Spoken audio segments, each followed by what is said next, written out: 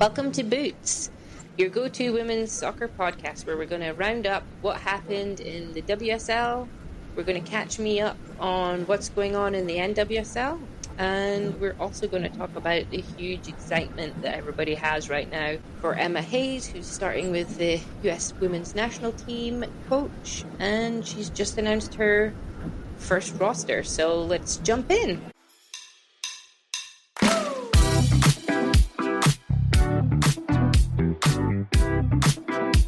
Okay, everybody, welcome to Boots. You're going to have to give us a little bit of grace here because Katie and I are doing this without our producer, Kylie, and so you're going to have to just bear with us for this episode as we muddle through this. And we shout out to Kylie, we miss you. And happy retirement to Kylie's mom, which is where she is at right now. Yeah, so, happy retirement. Time for celebration. Yes. So, yeah, welcome to Boots. Excellent. Okay, so it's kind of been a while since we've recorded, especially since Katie and I have seen each other. So we've got a lot to on, kind of. Yeah, I think I heard there was a big birthday celebration recently. You want to tell me about it? Oh my God, it was wild. So I recently turned 30. Yay, big 3-0. And Kylie helped coordinate flying in all of my best friends to Houston as a surprise, and we rented a Airbnb. Well, they did. I didn't do anything. They rented an Airbnb in Galveston, and we went to the beach, and she threw a massive surprise party for me with all of our other friends in Houston at a brewery, and I got a really nice chocolate cake, and honestly, it was the best time ever. I was so surprised. And it's one of those moments where you're just like, oh my God, I am surrounded by the best people in the world who I can't believe would go to these lengths to make me feel special and do something so kind and amazing for me. And I felt so special the whole weekend. I felt so loved. And I also just was so grateful that everyone had put in that effort to come and surprise me. And also, some of my friends, they're not all friends together, but they all came, and it was really cool. It was awesome. So you had lots of different friend groups, right? Kind of just all come and merge for your big celebration? Yes. Nice. So two of my friends are childhood friends of Kylie and I, and then one of them, shout out, was Tiffany, who's been in our podcast before talking about ACLs. And then another one came from Las Vegas, and another one came from a different town in Wyoming, who's also been my best friend for a really long time. So it was awesome. I'm so grateful. And you recovered from all of the partying? Yeah. How many days did it take?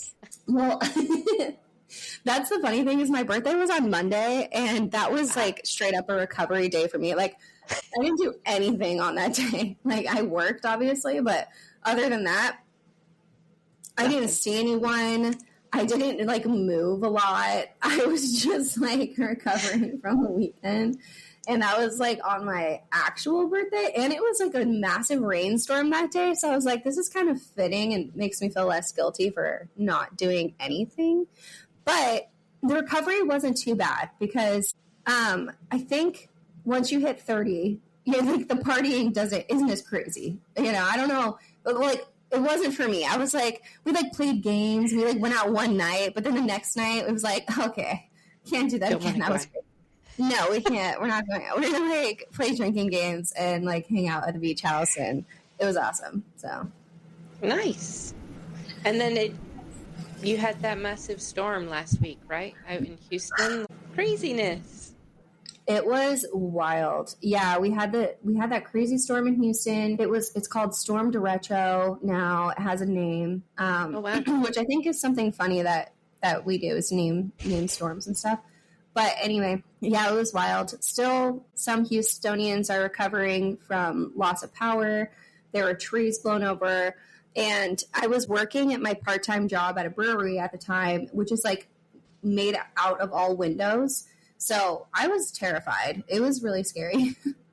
You were But, actually working in the evening, because it happened in the evening, right? Like, yep. well, just after like dinner time or something, I heard. Yeah, on a Thursday, and I was working at my part-time job, and it was scary. And it was supposed to be an Astros game, so we had all of the fans who were at the brewery heading to the Astros game, like not able to go to the Astros game, obviously. So we're all just like in there watching it like unfold.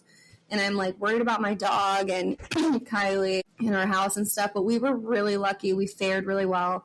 There's a lot of people who didn't have power for a really long time, whose whose trees fell in their house, and like all these crazy things. Awful. So we were really lucky. We only lost power for like a brief period of time, like a couple hours, but yeah. So I'm glad you didn't suffer too much, but yeah, it seems like still people are trying to recover from it all. So I was really shocked. It was like logged in to work on the Friday and heard about it. It was like wild, because you didn't. It's not like you have warning. Normally you get warning for those type of events. It kind of just came out of the blue, right? Like it wasn't expected. Yeah, we did know that it was going to be like a stormy day. We were kind of like told in advance. But then we were getting, like tornado warnings and like flash flood warnings on our phones and that type of thing. But, I think from living in Houston that those things are hard to take seriously, because sometimes you get the warning and like nothing happens. And ever since I've lived in Houston, that's kind of how it's been. It's like we get a warning and it's like, where is this weather? The tornado. Like, yeah. Where's the tornado? My first week there, I think it was our second night, there was a tornado warning on our phones, and like I hadn't gotten into work or anything, right? So and we didn't know anybody, right? And so we got this tornado warning, and Sarah was like, what do we even do? And I was like, from like at my work, you had all the emergency training, and I was like, I think we go in a wardrobe or something, right? You have the walk-in wardrobes. So we went in the walk-in wardrobe, and we were just sitting there.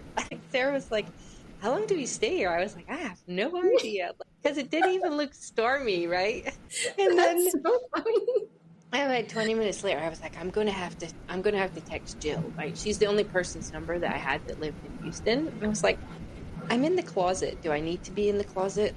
And she was like, no, you're okay. I think it's at the other end of Houston or something. I was like, I don't know, like crazy. So yeah, I would have been the same. I would have been like, man, tornado, you always get those, but yeah, that one turned pretty wild. Yeah, and ever since I've lived here, I've never like seen one that I was supposed to take seriously. Even in Wyoming, Colorado, like when we got those alerts and stuff, it was, I don't know, it'd be very sporadic if you're supposed to take them seriously. But that one was wild. I've never seen weather like that ever, I don't think, in my life. So pretty scary. Well, I'm glad you guys were okay, and hopefully everybody else is recovering. Yeah. So, Katie, what have you been up to? What have I been up to? I think I have been away. So I went to Newcastle for like a weekend, which was a lot of fun. Actually, it was my birthday weekend. It was the end of March. Got it. That's how long, like, I haven't spoken to you, Trista. And then, yeah, we kind of just went around the town, went to the castle. There's always a castle out here, right? So we went to the castle. We're kind of the same. We can only do like one night of going out and can't do 2 nights, right? So there was one big night, we were out late, and then the next day I think I was at a men's soccer game. It's my football team there, Newcastle. And then other than that, I've been trying to think. I think I've been to Edinburgh. So I was there with work, and then I stayed for a long weekend, which was a lot of fun. Kind of similar, like I met a lot of my Houston colleagues that were over here, so I haven't seen them for like 6 months. So we were out like every night, not mega partying or anything, but my social battery at the end of that week was dead. Yeah, I feel that, and that's something like it's so crazy, because when I was such an extrovert as a kid and as a teenager, and now I especially like post teaching, because you had to be like on it all the time, like very extroverted, really. I don't know how introverts are teachers, because it's such a difficult job to be an introvert in, I think. But now I'm just like, oh my God, my social battery, it just like runs out so much more quickly, and it takes so much longer to recharge. Yeah. No, I'm the same. I think before I used to love being around people all the time and like hanging out, especially like teenager at college and stuff. And then now I'm just like, I need some days on my own or just downtime just to veg out.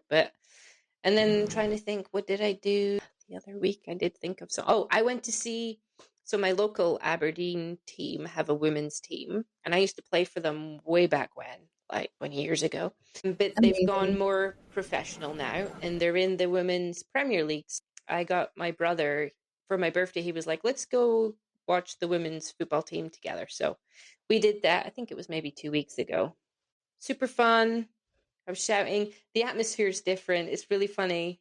Even though it's like women's football, like it was mostly, I think there was about 200 people there. A lot of like dads watching like their daughters, right, or uncles. And they were shouting abuse at the referee. Like the refereeing was not the best standard at all. And it was just like, it was kind of funny. But so if you ever come over here, I'd have to take you just to see the atmosphere, even from like the WSL, like it's much more family friendly and stuff. It was just really funny. Oh my God, like that, I want to do that so badly. I would love to go. That's amazing. It's also so interesting, like the contrast, like in the difference. Wild. Yes, and you could actually like shout something and they could hear you, like the players, you know, and one of the players shouted back on the opposition team. So yeah, it was a lot of fun, like a lot of banter, right? But very different. So I was thinking of you both. I was like, I wonder what you guys would think of this. Amazing. Honestly, we would probably love it. Yeah.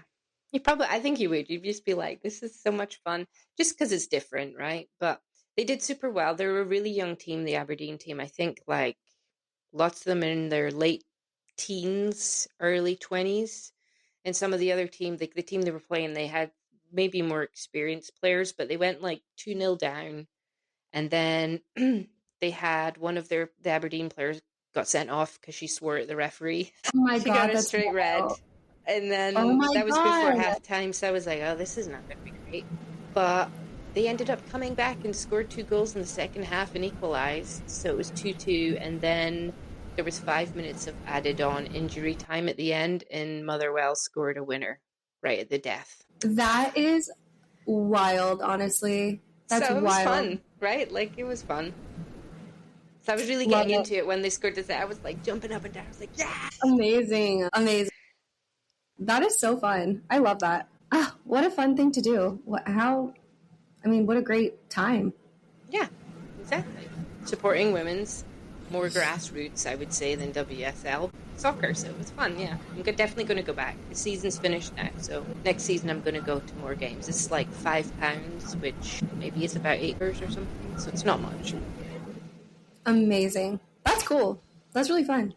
Yeah. It does blow my mind how much growth the NWSL, especially the Dash, still has to go in terms of it's like, you know, such a top tier league. We've got some of the best players, women's players in the world playing there, and we still don't have the fan base that I think really deserves at the Dash games. And so even so, like we could definitely yell things and the players could totally hear us from our seats. I mean, if we wanted. And it just is wild to me that that's even possible, because I'm just like, these are like world-class athletes. They're like phenomenal players. Yeah. You know, I'm just like, and it's cool because I've been able to get pictures after the games with like Sophia Smith and Trinity Rodman and like these amazing players and Lynn Williams, who will like come and take pictures with us just because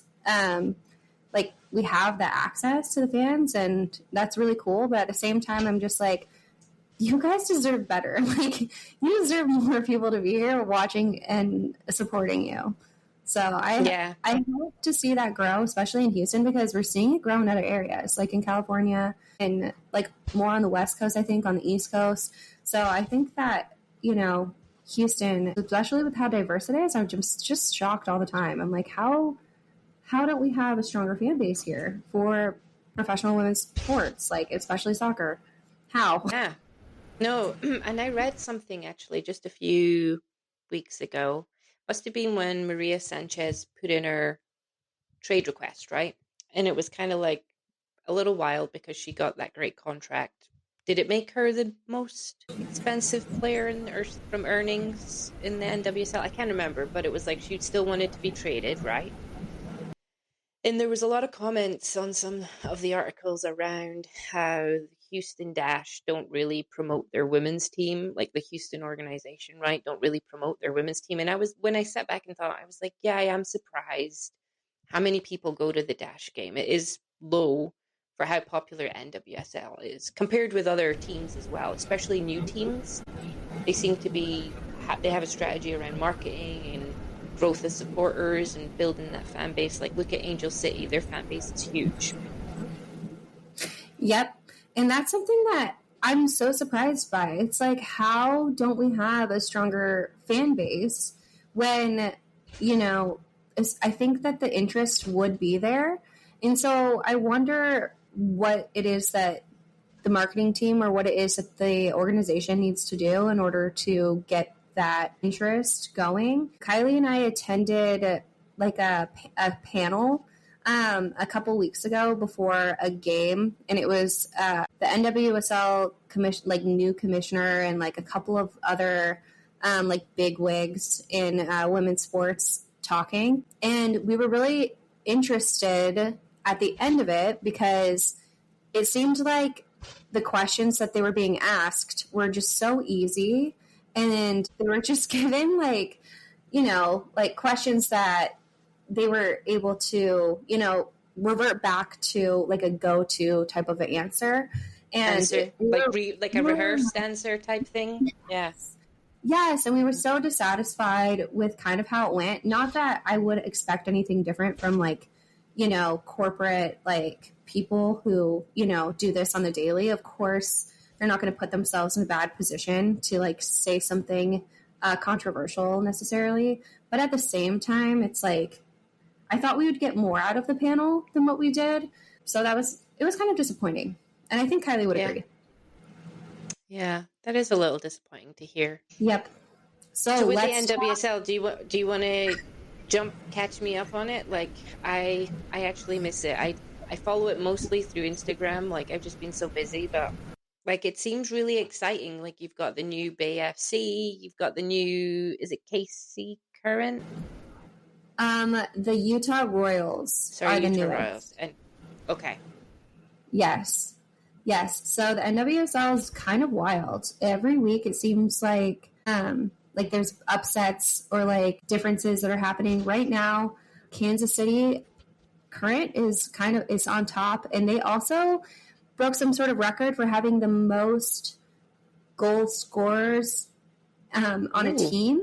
The most number of players that have scored this early on? That's amazing. I know, which is really cool. Yeah, and the Dash aren't doing as well, which is unfortunate. But yeah, it's interesting, the NWSL right now, I think. We had Lynn Williams, who just surpassed Sam Kerr with the most goals scored in the league, which I think is a really awesome thing to do because I can't recall how long Sam Kerr was in the league, but it was not like that long for the fact that she's had that achievement. Yes, like she was for so long. Yeah, for so long. Like she's had it. She's not been there for like 5 years. She's been at Chelsea. And she hasn't.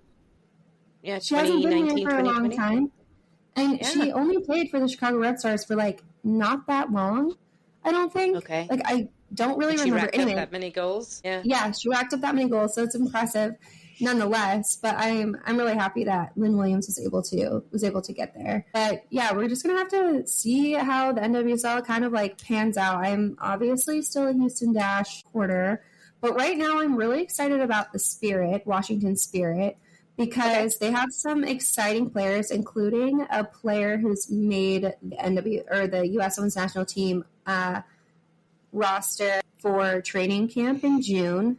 Hirschberg, I think is her name. I'm gonna look it up. Okay. And so that's cool. And when we watched them play, it was a really good game. Yeah. Hal Hirschfield is nope, that's not right. That's wrong. That's hilarious. Okay, hold on. We will bring her name to you shortly. We're Googling. But also, I had it right in the first place. Hal Hirschfeld. You did? Okay. And so that's cool. That's exciting. I'm excited to see how she does in what position does she play? Midfield. Okay. So yeah, that'll be cool. And then we have what I think is also interesting is so the U.S. Women's National Team coach from the last couple of years, his name, help me, what was it? Brain, why are you doing this to me? Yeah, I can't remember either. I kind of scratched him from my memory. Okay, Vlatko Andonovski. Yeah, Yeah. Okay, so I kind of scratched my memory. Vlatko Andonovski, he was our coach for a really long time for the U.S. Women's National Team. After like a poor showing in the World Cup, he stepped down obviously, or like was like forced to. I don't know. But he is the coach of the Kansas City Current, who's number one. Yeah, and thriving in the WSL, which is just so interesting to me. So I think that's kind of cool for him. And it's kind of awesome to see, because you don't like wish someone to do poorly, you know what I mean? And he seems like a good person, especially he just didn't get the results that were necessary, especially, and with the turnover, with the position of, the world kind of like getting more competitive in women's soccer just in general. I think he was in a tight spot, although obviously could have done better. But he's really like crushing it with that team. I forgot he went there because I was like, well, this will be interesting to see how he does, right? Like afterwards. But so thanks for reminding me about that. Does surprise me. But there you go. Like, but then I think the international football is different to like domestic leagues, right? And so, like, I think I read also in the last month that like the NWSL, so like the new Bay FC team, so Jen Beattie from Arsenal plays for them, so I follow them quite regularly because she's a Scot, right? I want her to do well. Yes. And I used to live in that area, so I was like gutted. But I'm happy they have a team, but I'm also gutted it wasn't there when I was there. But I was reading that the coach there once, so like the NWSL play is quite transitional, and he is wanting to play differently, play more out from the back, keeping the ball, like possession football, maybe more similar to like some of your Barcelonas and stuff, right? So again, maybe like that's also part of the change is, like you said, the other teams are progressing around the world, but they have a different style. So maybe people figured out like the US women's national team type style and have counteracted it. So I think it'll be interesting to see how you guys fare in the Olympics, kind of like a mini test, right? Before the next big, I guess, World Cup, or you probably play a Copa America or something out there, don't you? It's like your American teams and the Southern American teams. Yeah, it will be interesting. It's also kind of interesting because the NWSL has a different style of play, and it does seem like whenever like there are teams who like Bay FC, for instance, they're not doing very well. Like I think they've only won like a couple of games, and even they've only won 2. Yeah. Okay, and the Dash even when they went there, that was like I would say the best game they had. So it's interesting to try to like force, or not really force, but try to maneuver your team to play a different style of play in a league that is so, I guess, direct style of play. And I think that's why players like Sophia Smith and like Lynn Williams are so successful in the NWSL, but maybe aren't as successful like on the world stage. And so I think we talked about this on our podcast previously. We were like, oh, it'd be so cool to see Sophia Smith, like go to Europe. But then at the same time, Sophia Smith is one of the highest paid players in the NWSL. And she is like living her best life, in Portland. And just like, so it's kind of like they're at the end of the day as well, they're human beings. And they've got to consider so many other factors than just, like pushing forward their football career. And even so, did you ever watch the Beckham documentary? Okay, do you remember when he chose to go to back to Italy, because he wasn't finished with his football career, and it really put a strain on his wife and his kids and his family and all that. It's just kind of makes you think about priorities and things like that. And at the end of the day, all of those things when it comes to just switching clubs, like Kristen Lewis, deciding to go to West Ham. She could be in London with Sam Kerr and that type of, it just makes sense. You know what I mean? And so you got to think about that too, even if it would progress their game. At the same time, it's I don't know, that. Yeah, you get away from family. And then the other thing is, if you're a US player, you're always having to travel back for the international games for the windows, right? They happen throughout the seasons. Like Claire Emsey plays in the NWSL, and she still plays for Scotland, and she has to do a long haul flight to come home I want to say it's at least every 3 months to play for Scotland. And then you've got the jet lag, and she's right into training the next day after she arrives, and then she'll probably has a game 2 days, 3 days after she's arrived. Do you know what I mean? It takes a toll on the body, like you say, as much as it might be chasing an achievement or another experience. There's all these other factors that go into it as well. So it's not as easy as just saying, go play somewhere else and learn a different way to play. But 100%. And even though, you might say, I think that would progress their, them as a player, that would make them better. I mean, Sophia Smith is the leading scorer right now in the NWSL for the 23-24 season. She is, I think, pretty much secured a spot on the national team. And I don't know. I'm just kind of I get it. I still think it would be a smart move to, make that transition and progress your play. But at the same time, it's I don't know, you're already getting paid a lot of money, and to play in a league that suits your style of play. Yeah, why not, right? Why not be the queen where you are? Exactly. I kind of get it. Totally. And so maybe that's a good segue. We're talking about style of play. You brought up the Latco. We could segue into the announcement this week. So Emma Hayes' first pick of the US women's national team, which was very exciting. And there are some changes, right? Some I think are just injuries, but there are some new players in there. I'm I don't know who they are. So I think it's going to be interesting to see what she does. I'm unsure how much we'll see change between now and the Olympics, but she seems to me is quite a determined woman who will have a plan, and if she wants to change you, I think she'll change you, because what she got to lose if things don't go right immediately, the players don't pick up her style immediately. They're coming off a World Cup where everybody knows they underperformed. So now's the time to just start from scratch and build yourselves up. So I'm excited to see what she does with the team. For sure. It's going to be really interesting, especially so we have two newcomers who are called up. Our girl, Hal Hirschfeld. So that's exciting. And then we also have Sam Stab, who plays for Portland, I believe, and for Seattle. I'm going to say Portland. Am I right? Okay. And so with these two... Okay, so I'm just completely wrong. She plays for the Chicago Red Stars.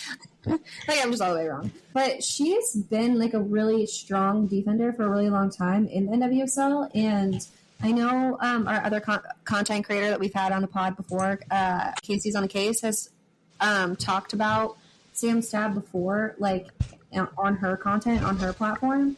So I think that's going to be really awesome to see newer players getting pulled in that have already been performing really well, like Sam Stab. Yeah. And then we also have just players who have been there for a while who are just solid, like Emily Fox, Naomi Girma, Jenna Niswanger. They're amazing. And then for the midfield, we do have Corbin Albert, and people, it's so interesting to see people up in arms about Corbin Albert due to all of the like controversy she had over her like anti-LGBT. Oh, that's who she is. Oh, it's her. Yes. Yes. So she plays for PSG. And she's young. I can't recall, like 20, I think. Okay. She had liked and shared anti-LGBTQ tweets or Instagram posts directly relating to God. Let me see if I can help you. My brain, I'm so mad at my brain today. Because you're on your lunch. I'm sorry, Megan Rapinoe. She was directly related to around Megan Rapinoe. And so it was like, you know, the sleuths of the internet. It's like, you can't do that. That's just not a good look. Like, you're not going to be able to get away with that. So the sleuths of the internet, like, unearthed this and brought it to light. And she got a lot of hate for it, as she should, because something that we had talked about as well, we've talked about on this podcast, is women's soccer is a very, like, queer space. So, like, as an athlete in women's sports, it's not like you need to be aware of that and also understand that. And also, like, you're playing alongside players who are queer because it is such a queer space. Yeah. And a lot of your fan base in turn is queer. And so it's like, where it was really, I was really surprised. And then the other thing is, U.S. women's national team have been advocating, and one of the best set of athletes using their platform to advocate for equal rights, not just for like LGBTQ plus, like women's rights as a whole. Like, so it was really random when that all came out. But you're right, I forgot who that was, so I didn't even delve into like, was she still picked? But yeah, she's still there. But you know, Emma Hayes she's a strong character, so she'll just. What's so ironic is Corbin Albert is also wearing the same number jersey that Megan Rapinoe wears. Oh, wore for the U.S. women's national team. So people are like up in arms about that as well in the comments. I love reading the comments. Like, I'm a comments girly. I love the comments too. It's always the best. The comments, like, I'm in TikTok. If there's something going on, I'm like, oh yeah, immediately comments. What do people have to say?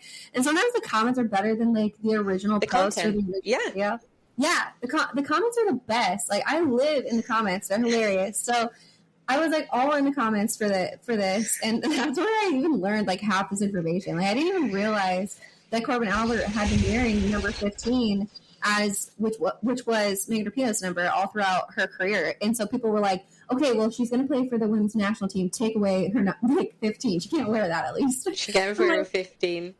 I'm surprised they haven't even like retired 15 for Rapinoe. You know, like So yeah. So we still have her in the midfield. She's a great player though, and an exciting player to watch. And maybe Kylie and I had talked about this as well. Like, hopefully it's just one of those things where you're young and you've got to like. Everybody needs a second chance, right? Like, and like you say, if she's young, maybe she's going to learn from it. Like, you know, everybody. Social media now is crazy, right? Like, everybody can go back and see exactly what you did like so long ago, and like you say, people will go hunt that stuff down. I wanted to ask you, what about Alex Morgan being there over Lynn Williams? I think that's a tough one. As we had talked about, Lynn Williams just became the top goal scorer in the NWSL, and she just beat that record. And I love her, and I love her as a player. I love her as a person, but internationally, she hasn't really shown up. Like, she's been called up. She has played in big tournaments, and she hasn't really capitalized in the way that Alex Morgan has. She hasn't been given the same chances, that's for sure. And I think she's definitely had a better showing this season in the NWSL season so far, but Alex Morgan has been injured. So I think it's just kind of hard to say. It seems like Alex Morgan, for some reason, has just solidified her spot somehow. And so I like don't really know what I think about that. I just think that also it's tough for Lynn Williams because even though I'm always rooting for her, when I've seen her play in big international tournaments, she hasn't been able to capitalize in the way that like help her solidify her spot on the women's national team, like Alex Morgan has in the past. Yeah, no, and that's fair. Like until you actually said that out loud, I guess I hadn't really, like, I know her from the NWSL, but I don't know her as a US women national team. And given that she's of an old, like, she's like, what is she, early 30s? 31. Yeah. So, that maybe says a lot. Like, I hadn't been aware of her because she's not so successful on the internet. Because there is a jump, right, from playing domestically to playing internationally. So maybe that's a good point, good reason. And like she's so fast, and she's so like she's a player that plays really direct, so she's really successful in the NWSL, and that hasn't translated that well internationally. Even though I can't believe I'm critiquing her because I literally love her. I love you so much, Lynn Williams. I think that's probably why she was left off the roster, especially if somebody like Emma Hayes, who is coming from Europe, is choosing this roster. And one thing, though, that I think is that people aren't talking about enough, that's really weird, is Crystal Dunn is listed as a forward, and she's been playing defense for the U.S. Women's National Team for, like, I don't even, like, a decade, probably. Like, she's been playing, like, outside left back for, like, forever on the women's national team. So I think it's so interesting that she is listed as a forward. And when I saw that, I was like, I even think that's, like, more shocking than some of the other things, because why do we have Crystal Dunn listed as a forward when she's never played forward for the women's, like, U.S. women's national team? And then we are leaving off Lynn Williams. Like, that's the part that I'm not really sure about. Has she never played forward for any of the NWSL teams, or she has? So she has been moved all around position wise, but when we watched her play, she was playing defense, like, just recently, and, like, outside wing, like, moving up, type of a thing. But definitely not forward, definitely not, like, in a goal scoring, like, position. I know when she played in college, she was a forward, and she was, like, a goal scorer, and she was like, that was what she was good at, and she kind of got, like, moved back into that role when she was playing for the women's national team. So I think it's just going to be really interesting, and I wonder why that move was made. Like, what's going on behind the scenes that Crystal Dunn is called up as a forward? It'd be interesting to see. Maybe that's a hint that Emma Hayes is really changing things up, and maybe your formations are going to change, right? And she'll have. One thing I will say is like, Vlad never changed his formation, right? Even when you were struggling, he never seemed to have his plan B. So I do think maybe that's what she's gonna have. She will change. She's shown that at Chelsea. She changes even mid-game, right? Like, if things aren't going well. So that's exciting, and maybe that will be something different to look forward to as a fan. I also think that's so smart and so cool, and a reason why she's been so successful. And that's also something I wish people would do more often, and coaches would do more often. And specifically, I'm seeing that in the dash. I'm like, why are we hell-bent on this 3-back, like, situation? It's, like, not that effective right now. Like, I just don't understand. Like, if you're constantly seeing something not work, I don't understand why you would be like, you know what? We're just going to practice some more and keep doing it. It's like, and it's all about your team, right? It's not just about the formation. Your players kind of dictate the formation that you should have. It's like the skill set that they have shows you how, like, you should structure that team. Yeah, like, how you should use them, which Vlatko wasn't good at. And I think that's what Emma Hayes is really, really good at. So that's going to be really exciting to see, because with the dash specifically, I'm like, we don't have the defenders to be doing this. They're good defenders, but they are not doing the formation the way that it should be played, just because that's not their skill set. Like, it's so obvious. And I'm not a coach. I'm just sitting in the stands. Like, why? Like, come on. Why do I see this and you don't? Yeah. Yeah. I think the other thing Emma's going to do, like, something I noticed in the Chelsea documentaries, right, versus, like, some of the documentaries of the US women's team with Vlad. I think it was, like, Rapinoe and Alex Morgan, and they had said they felt they could talk to him and say to him, this is going well, this is not going well. But they said that they weren't sure whether the others had a close relationship with him. And one thing that Emma does do is she has one-to-ones with players. So she kind of treats everybody equally. She doesn't just reach out to the leadership group. So I think that'll be interesting, right? She's kind of a women-to-women management and kind of what's going on with you personally, and gives you advice and one-to-one coaching. And she'll tell them what she expects of them. So I think that'll be interesting. I think you'll see maybe some other folks that have been in the team play differently or show up differently just with that type of coaching and leadership around them. I hope, anyway. Well, it's also so smart. Like, the better that you know your players just in general, the better you will be at managing them. And so by creating those, like, those relationships, it doesn't have to be, you know, like deep personal relationships, but Emma's just good at getting to know her players and making them feel comfortable, like knowing her in return. And so I just think that's so important. And I've had coaches that have done the same, where they've done, you know, like personal meetings. And then I've had coaches where I felt like super distant from. And I just think that makes a total difference in terms of even the cohesion on your team.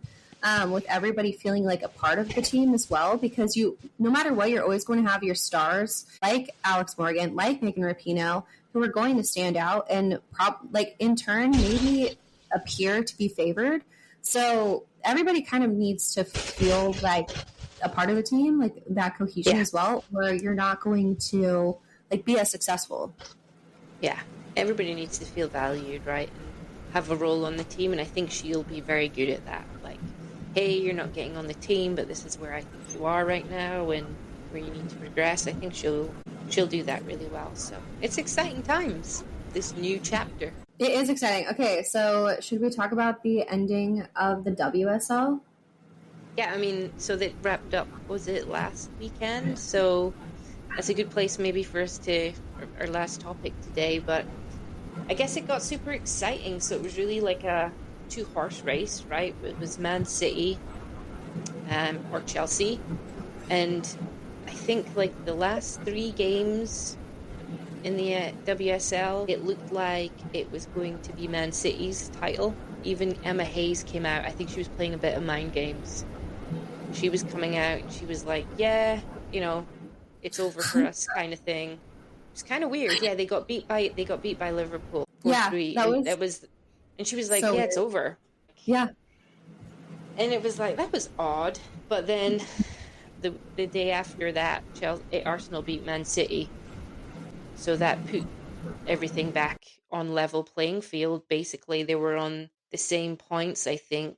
And I think Chelsea might have had a huge goal difference. Yeah, I think prior to all of that, they beat Bristol City, who were the lowest in the league, 8-0 or something, 8-1.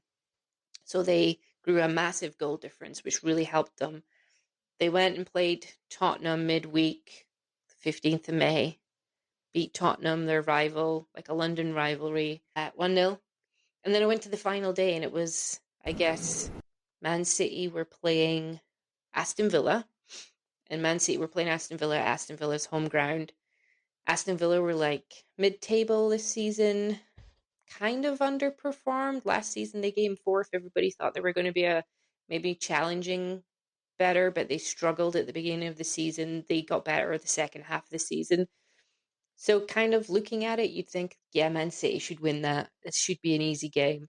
However, Aston Villa's manager, Carla Ward, announced the week before that she was leaving. She wanted to take time out because she's got a kid and wanted to spend more time with her kid, take some couple years away from the game. So that was going to be her last game. So of course, Aston Villa would probably want to give her a good goodbye, right? The players. And then Chelsea had Man United away, and Man United had just won the FA Cup. So they were on a high. And Manchester United, I would say, should have maybe done a little better, but they had a great season. They were up there, right? But they were on a high. They just won the FA Cup. So it was like, that could be difficult for Chelsea. Yep. And then, so the games start, and Chelsea go and score, like, immediately, I think in the first 5 minutes. And then they go on to win the game 6-0 against a team that you would think would be harder to beat. And then Man City beat Aston Villa, but because of goal difference. So it went right down to the wire. It was like goal difference that won it. It's kind of wild. That's amazing. Yeah, honestly, that is wild. And it's kind of cool to see Emma Hayes come out on top again.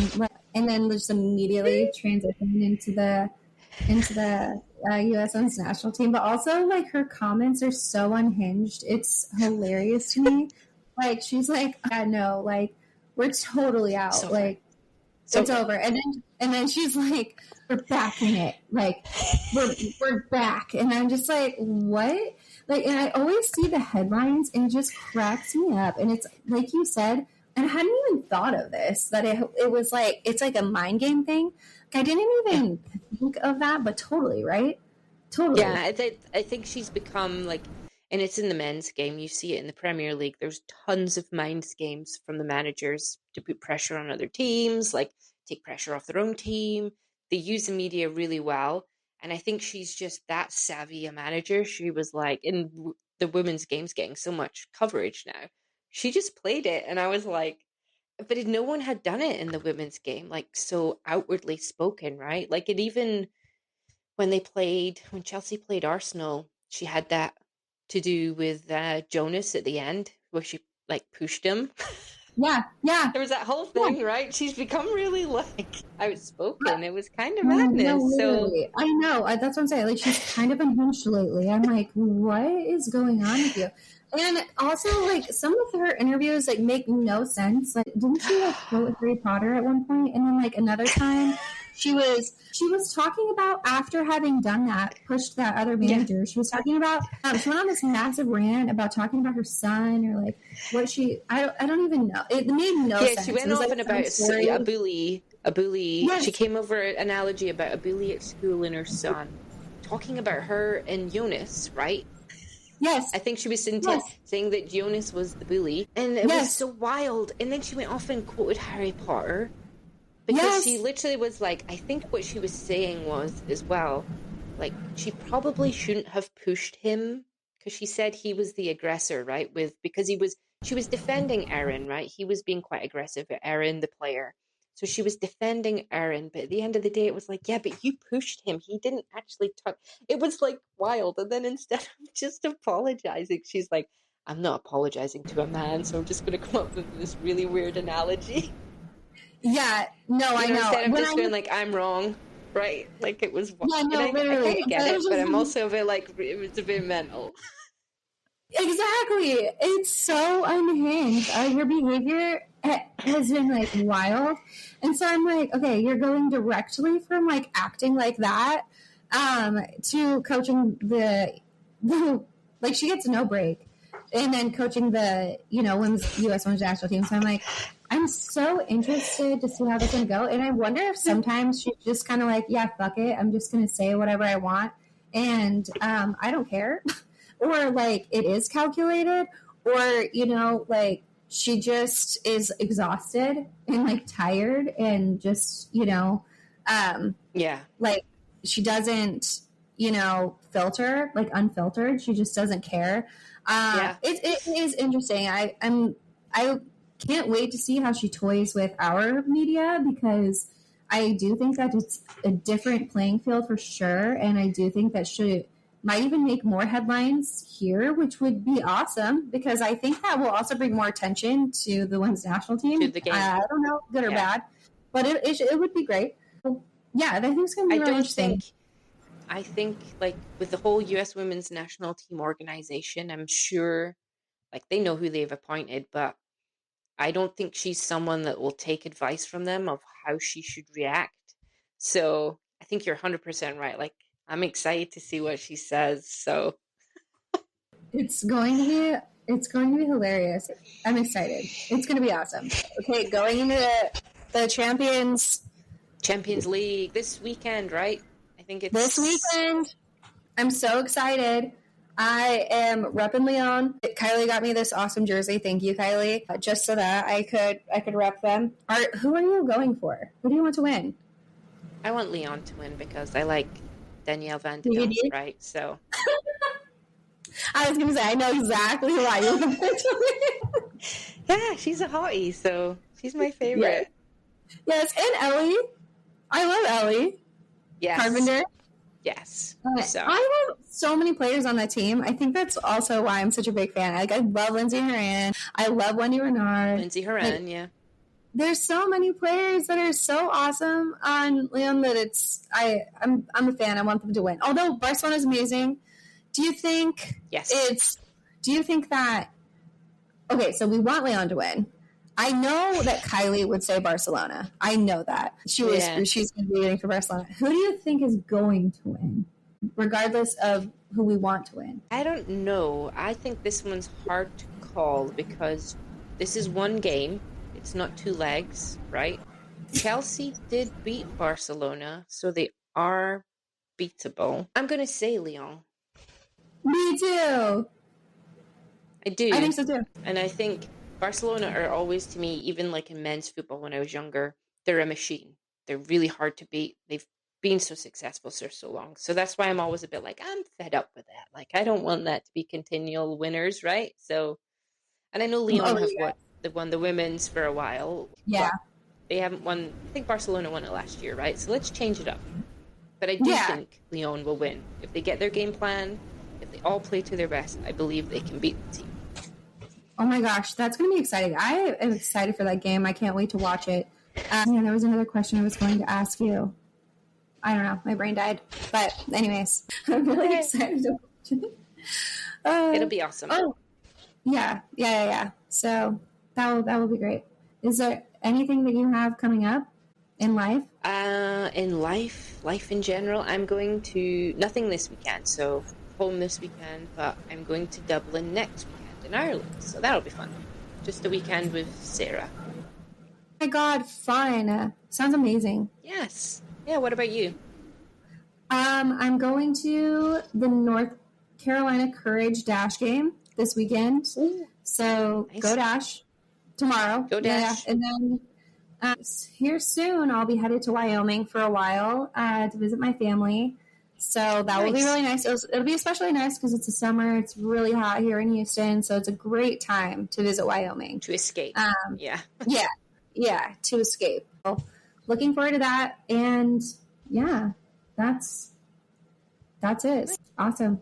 Well, hopefully everybody enjoyed listening to Katie and I today. We, I think, did a very good job without Kylie because Kylie's our producer and we had to figure out our podcasting platform without her. So thank you, Kylie. Trista did awesome. Yeah, Trista did awesome. It's like we didn't even miss you in a way because she did so well, Kylie. But we love you. Bye, Kylie. Yeah, she taught me how. It's actually really easy, so that's good. Not in terms of clipping all the things, but in terms of like setting it up. Yeah, clicking a button to say start. That went well. So, yay. Thank you all for joining us, and we will catch you next time. Bye. Thank you all for listening to Boots Today, your go-to podcast for all things women's soccer, and we hope that you have a great rest of your week. Yay!